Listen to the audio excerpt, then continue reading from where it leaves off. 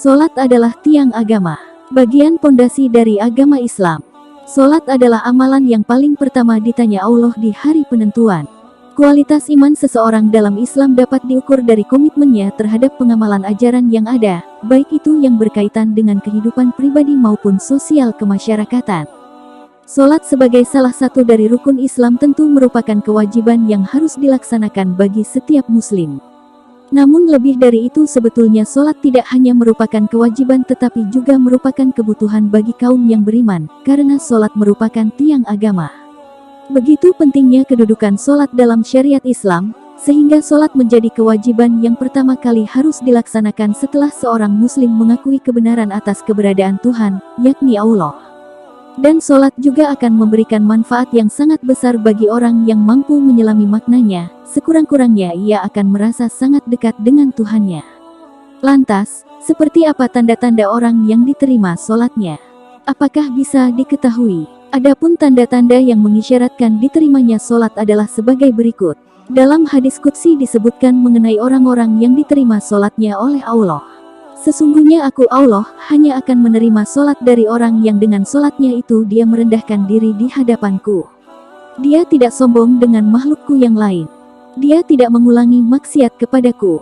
Dia mengisi sebagian siang dengan berzikir kepadaku. Dia menyayangi orang-orang miskin dan orang-orang yang menderita. Aku akan tutup solat orang itu dengan kebesaranku. Aku akan menyuruh malaikat untuk menjaganya. Dan kalau dia berdoa kepadaku, aku akan memperkenankannya. Perumpamaan dia dengan makhlukku yang lain adalah seperti perumpamaan Firdaus di surga. 1.